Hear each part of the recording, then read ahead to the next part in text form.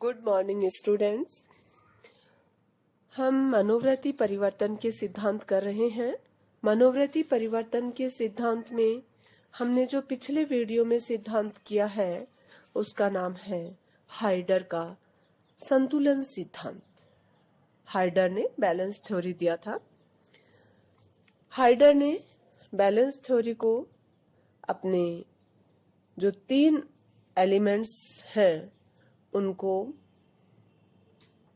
8 प्रकार के भावात्मक संबंधों के आधार पर गुणनफल धनात्मक और गुणनफल ऋणात्मक को काम में लेते हुए अच्छी तरह से समझाया था। अब हम आज कर रहे हैं फ्रेस्टिंगर का संज्ञानात्मक असंवादिता सिद्धांत। संगति सिद्धांतों में संज्ञानात्मक असंवादिता सिद्धांत सबसे अधिक प्रभावशाली है। इसका निर्माण फ्रेस्टिंगर ने 1957 में किया। यह सिद्धांत इस विश्वास पर आधारित है कि जब किसी व्यक्ति के 2 संज्ञान विरोधी होते हैं तो वह संज्ञानात्मक असंवादिता विरोधी असंवादिता का अनुभव करता है। संज्ञान का अर्थ किसी मनोवृत्ति, संवेग, व्यवहार, मूल्य और ज्ञान, विचार या विश्वास से है। जैसे यह जानकारी कि मैं स्मोकिंग करता हूं या यह विश्वास कि स्मोकिंग करने से कैंसर होता है, संज्ञान है। असंवादिता का अर्थ 2 संज्ञानों के बीच असंगति है। जैसे यह विश्वास कि स्मोकिंग से कैंसर होता है और मैं स्मोकिंग नहीं करता हूं। दोनों संवादिता संज्ञान है, लेकिन ये विश्वास कि स्मोकिंग से कैंसर होता है और ये ज्ञान कि स्मोकिंग करता हूं, दोनों असंवादी संज्ञान है। इस असंगति या असंवादिता के कारण व्यक्ति मानसिक तनाव का अनुभव करता है। इस तनावपूर्ण मानसिक स्थिति को दूर करने के लिए असंवादिता को दूर करना जरूरी हो जाता है। असंवादिता को दूर करने के लिए व्यक्ति किस तरीके को अपनाएगा, यह असंवादिता की मात्रा पर निर्भर करता है। इस मात्रा का निर्धारण करने के लिए इस सूत्र का उपयोग किया गया है। मात्रा डिसोनेंसी की मात्रा यानी असंवादिता की मात्रा इज इक्वल टू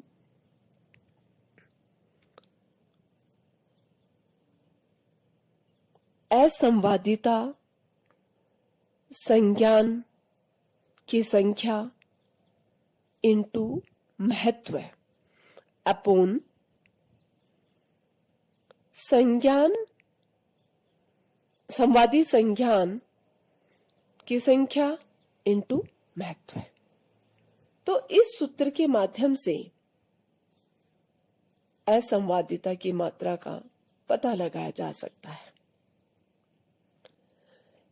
इस सूत्र से पता चलता है कि असंवादिता की मात्रा के संबंध में कौन कौन सी अभिधारणाएं मुख्य हैं। फर्स्ट है असंवादी संज्ञानों के बीच भिन्नता की मात्रा बढ़ने से असंवादिता यानी डिसोनेंस की मात्रा बढ़ती है। जैसे एक व्यक्ति जानता है कि वह धूम्रपान करता है, ये एक संज्ञान है। उसको विश्वास है कि धूम्रपान करने से कैंसर होता है, ये दूसरा संज्ञान है। ये दोनों असंगत या असंवादिता संज्ञान है। इन दोनों संज्ञानों में दूरी या भिन्नता जितनी ही अधिक होगी, असंवादिता की मात्रा उतनी ही अधिक होगी और व्यक्ति उतना ही अधिक तनाव, टेंशन महसूस करेगा। दूसरी अभिधारणा है असंवादिता संज्ञान, डिसोनेंट कॉग्निशंस की संख्या बढ़ने से असंवादिता की मात्रा बढ़ती है। जैसे एक व्यक्ति जानता है कि वह धूम्रपान करता है, यह पहला संज्ञान है, तथा विश्वास रखता है कि धूम्रपान से कैंसर होता है, यह दूसरा संज्ञान है। इसलिए उस व्यक्ति में एक असंगत या असंवादित असंज्ञान है। दूसरा व्यक्ति इन दोनों संज्ञानों के अलावा एक तीसरा संज्ञान भी रखता है कि अमुक व्यक्ति धूम्रपान करने के कारण इस रोग से पीड़ित होकर मर गया। इसलिए इस दूसरे व्यक्ति में असंगत संज्ञानों की संख्या 2 है। पहले व्यक्ति की अपेक्षा दूसरे व्यक्ति में असंगति या असंवादिता की मात्रा अधिक होगी और वह अपेक्षाकृत अधिक चिंता या तनाव महसूस करेगा। तीसरी अभिधारणा है संवादी संज्ञानों, कॉन्सोनेंट कॉग्निशन की संख्या बढ़ने से असंवादिता की मात्रा घटती है। जैसे एक व्यक्ति जानता है कि वह धूम्रपान करता है तथा विश्वास रखता है कि धूम्रपान से कैंसर होता है।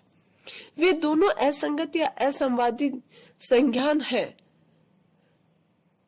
मान लें कि वह व्यक्ति जानता है कि कुछ लोग धूम्रपान नहीं करने पर भी इस रोग से पीड़ित होकर मर गए। वह यह भी जानता है कि कुछ लोग धूम्रपान करने पर भी इस रोग से मुक्त हो रहे हैं, यानी उनमें किसी प्रकार का कैंसर नहीं हुआ। उसे इस बात की भी जानकारी है कि विश्व स्वास्थ्य संगठन की रिपोर्ट के अनुसार इस डायरेक्शन में कोई निश्चित निष्कर्ष नहीं मिल सका है। ये तीनों संगत या संवादित संज्ञान है, इसलिए उस व्यक्ति में असंवादिता की मात्रा घटेगी और तनाव भी कम होगा। इस प्रकार संगत या संवादित संज्ञानों की संख्या जिस हद तक बढ़ेगी, असंवादिता तथा तनाव की मात्रा भी घटती जाएगी। चौथी अभिधारणा, असंवादिता की मात्रा पर अलग अलग संज्ञानों के महत्व का प्रभाव है। जैसे एक व्यक्ति जानता है कि वह धूम्रपान करता है, वह यह भी जानता है कि धूम्रपान करने से खर्च बढ़ता है। एक दूसरा व्यक्ति जानता है कि वह धूम्रपान करता है, वह यह भी जानता है कि धूम्रपान करने से कैंसर होता है। यहाँ पहले व्यक्ति की अपेक्षा दूसरे व्यक्ति में असंवादिता तथा तनाव अधिक होगा। दोनों असंगत संज्ञान है। ऐसा इसलिए कि दूसरे व्यक्ति का संज्ञान पहले व्यक्ति के संज्ञान से अधिक महत्वपूर्ण है। दूसरे व्यक्ति का संज्ञान ये विश्वास कि धूम्रपान से कैंसर होता है और पहले व्यक्ति का संज्ञान ये विश्वास कि धूम्रपान से खर्चा होता है, तो पहले व्यक्ति के संज्ञान से अधिक महत्वपूर्ण है। उसके बाद है कि तनाव को हटाना, तनाव को कैसे कम किया जाए। इस सिद्धांत के अनुसार दो या अधिक संज्ञानों में असंवादिता उत्पन्न होने के कारण जो मनोवैज्ञानिक तनाव उत्पन्न होता है, उसको व्यक्ति 3 तरीकों से दूर कर सकता है। पहला तरीका है किसी एक संज्ञान में परिवर्तन लाकर व्यक्ति उसे दूसरे संज्ञान से संगत बना देता है। जैसे यदि कोई व्यक्ति धूम्रपान करता हो और इसे कैंसर का कारण मानता हो, तो वह धूम्रपान करना छोड़ देगा या इसे कैंसर का कारण नहीं मानेगा। इससे स्पष्ट है कि संज्ञानात्मक परिवर्तन का प्रभाव व्यक्ति के व्यवहार पर पड़ता है। दूसरा पॉइंट आता है असंवादिता की मात्रा को कम करने के लिए व्यक्ति एक या अधिक संवादी संज्ञानों को जोड़ सकता है। जैसे व्यक्ति अपना तनाव दूर करने के लिए एक नया संज्ञान जोड़ सकता है कि सभी धूम्रपान करने वालों को यह रोग नहीं होता है, या धूम्रपान नहीं करने वालों को भी ये रोग हो जाता है। तो इस तरह का संज्ञान जोड़ सकता है। तीसरा पॉइंट आता है, तनाव को दूर करने के लिए व्यक्ति संगत संज्ञानों के महत्व को बढ़ा सकता है या असंगत संज्ञानों के महत्व को घटा सकता है। जैसे असंगत संज्ञानों के महत्व को घटाने के लिए व्यक्ति धर्म का सहारा ले सकता है कि जीवन तथा मरण भगवान के हाथ में है, उसकी मर्जी के खिलाफ कुछ भी नहीं हो सकता। यह विश्वास जिस हद तक मजबूत होगा, उसी हद तक ये विश्वास कमजोर बन जाएगा कि धूम्रपान से कैंसर होता है, और असंवादिता की मात्रा घटेगी और तनाव या चिंता में कमी आएगी।